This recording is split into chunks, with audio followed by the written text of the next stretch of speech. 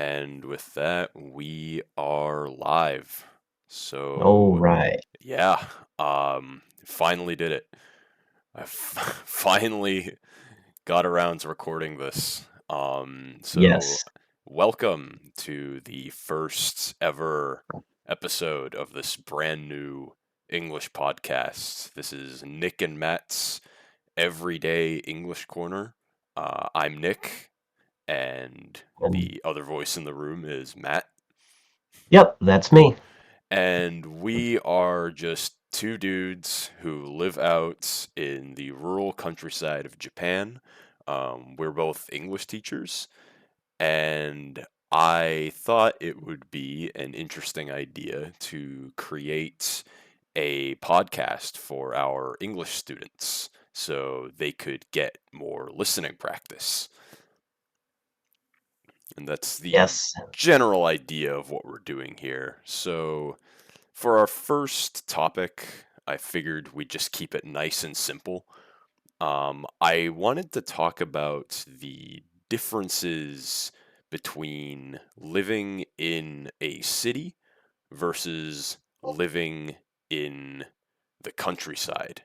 So, both of us right now live in countryside Japan, and that will be our second topic a little bit later. But for right now, I wanted to talk about us and our upbringings because we have completely different backstories. We come from two very different walks of life. So, Matthew, I wanted to pose you this question first. What was your upbringing like? My upbringing in the countryside, well, first, everything is very far apart. Hmm. Um, so often you don't have anywhere specific to meet friends to play. You just decide where to meet up. Often this meant that as children, we would go play in the woods, we would go fishing in rivers, and if we wanted to go to any sort of store, the closest option we had was a bait store about 30 minutes walk through the woods just to buy anything like soda if we had money. Huh. Um, Often, if there was any kind of place we wanted to go, we required an adult to drive us 20 plus minutes to the closest fun location. So living in the countryside as a child means you only played in nature as a necessity because it was the only option that you had. Hmm. Yeah, that's already very different Hmm. from what I grew up in. So if you couldn't tell by now, I was raised in the big city, and we had everything nearby.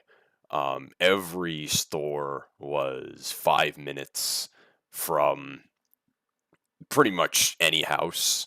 And there was also a lot of entertainment nearby. So back in the day, we had arcades. Those like you would stick a quarter in the machine, and you could play all sorts of these games.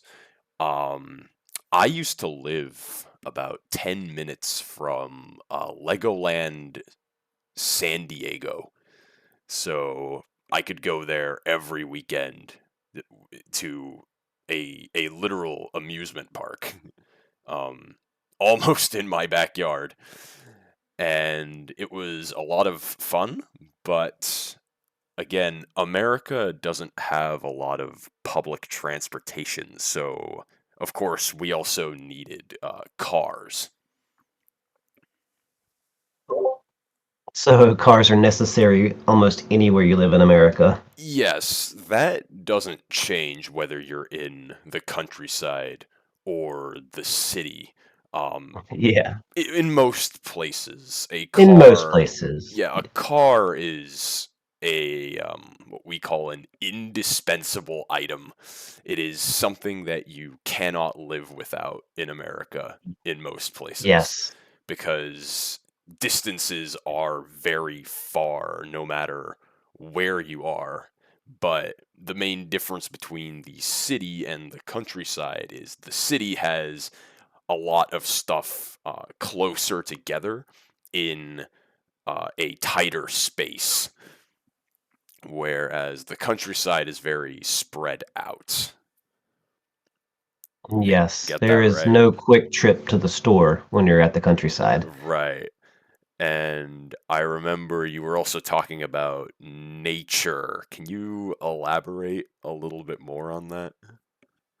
Often we were surrounded by forest woods, and as children, we would love to go into the forests. Excellent place to play hide and seek, by the way. I believe it. And often we would go fishing in the river for fish, of course, but we would catch crawdads. They're kind of similar to shrimp to take home and eat. Hmm. And sometimes we would encounter wild animals, and some of them were dangerous and some of them were fun. And often it was just a place to get up to a lot of mischief without actually causing trouble. Right. Because as we say, the whole world is your oyster out in nature.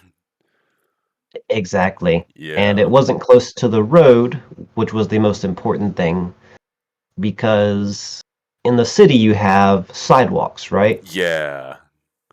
In the countryside, there are no sidewalks. So the biggest concern for adults is keeping kids far away from the road, since people tend to not drive very safely down these long countryside roads. Often they'll drive fast, they won't pay attention, Hmm. so it's a good recipe for accidents. Wait, really? No sidewalks? No sidewalks at all. Huh. Well, today I learned. Yeah, I that's a bit difficult to imagine because where we live Mm, now there's sidewalks, so that must have been extremely rural.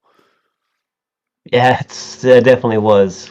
Yeah, So, because I'd imagine roads weren't as big a concern for kids in the city who were at least practicing the basic safety, right? right. They always say this is something they teach you in kindergarten and elementary Mm, school. At least the the the place that I was raised, they taught me this in every grade in elementary school. Um, It's when you get to a crosswalk, always look both ways before going. So you stop at the crosswalk, look both ways to make sure there's no cars, and then go. Because it's a oh, busy yes. city, so you never know when someone might just be speeding at, I don't know, 60 or 70 miles an hour in a 40-mile-per-hour lane. So, they drill that into us from a very young age. Yes. You cannot trust strangers in traffic. Yeah. Speaking of traffic, that is probably the biggest thing that I have noticed a difference in ever since we moved to countryside Japan. There is just no traffic out here. There is no one on the road whatsoever. Yeah, often the roads are very clear. Even Yeah. in the morning, when everyone's getting ready for work, often there are cars on the road, but not enough to slow down any driving. And was that the same back in your hometown as well? Not a whole lot of traffic? Um, for the most part, yes. I lived on a big stretch of road, or Hmm. nearby at least, that was the only way to get to certain towns. So Huh. during some busy times, there would be a line of cars on this one side of the road going for miles. Interesting. And because everyone was going to the same town to work. So Oh, yeah, yeah. that would get busy, but not during those times. It was basically very bare. Hmm. Yeah, because I guess there's not a whole lot of jobs out in a little rural village, so everyone has to go to a bigger place to work. Yeah, that's what they call commute, for Commute, anyone who yeah, doesn't yeah. know. Everyone has to commute to work from their Yes. various places that they live. And often they live somewhere in a smaller place, and they would basically commute towards the bigger cities or the bigger towns for their job. Sometimes that can be as little as 20 minutes. For some people, it could be over an hour. Ha. Yeah, see, I, as someone who was raised in California and lived there for most of my life, traffic is basically just it's the third inevitability. Right? There's death, taxes, and in California, it's traffic. Traffic is just no matter where you go, you're gonna run into it, and it's just something you kind of get used to. But it really sucks because a drive that should take 20 minutes during traffic hours can take like an hour and a half. It was that bad. There were that many people gathered in one place, and it's not a small freeway either. It was like 3 or 4 lanes of cars just lined up, each one trying to get to their respective destination. But Oh, wow. you know how that works when you have a bunch of people trying to get to a whole bunch of different places all gathered together in one place. It typically doesn't go well. No, not at So all. that is one of my favorite aspects of this countryside life that we've been living right now is just there's no traffic. It's such everyone is just so easygoing. It's a really nice breath of fresh air. I I think personally. Absolutely. Yeah. One thing I've noticed living in town is when you stop and you let someone walk across the crosswalk, because, of course, they have the right of way. But after they finish crossing, they'll take the time to turn to you and bow to thank you. And that is definitely something that would never happen in America. Of course. Yeah. Well, that's more of a Japan thing. And I kind of also wanted to briefly talk about, especially for you, the differences between rural America versus rural Japan. What are some things that you've noticed coming here that are different? Let's see. Well, for one thing, both have the same quality that things are far apart. Right. Um, this town is actually a little bit more compact than my town. We can actually walk to different parts of this town to get to where we need to be. Whereas in rural America, that's more difficult because towns are more spread out. So walking from one part of town to another is very difficult in America, but it's a little bit easier in Japan. Yeah. The center of town, I think, is about 30 minutes from my house by foot. Hmm, So it's not like it's insanely far apart, but it's definitely a lot more convenient if you have a car. absolutely. And then one of the other big differences is in Japan, they have a priority on pushing a lot more hobbies and events than a Right. lot of towns in America. Of course, America has plenty of events as well, but the sheer number that I've seen in Japan is just astounding to me. Like, there's a lot more I can get involved in Japan. Huh. Yeah, I remember when we first came here, there was like an event every other Mm, week. And then of yes, course for winter that died down a bit, but I mean, it was absolutely insane the amount of events. And then there's also just like our local community center also Mm, runs stuff insanely regularly. So there's so much to get involved in around here, despite it being a rural town. absolutely. And I do like that there's the opportunity to actually meet the community in different circumstances and talk to people where those sort of events exist in America, but they're a lot less common. Yeah. And then I guess the last thing I wanted to touch on was the sense of community. Um, because I've lived in a rural area, but I never really got involved with the community. But living here, I feel like everyone is on such good terms with everyone else because it's such a small town. So basically, everybody knows each other. Was that also something in rural America? Like a strong sense of community? Absolutely.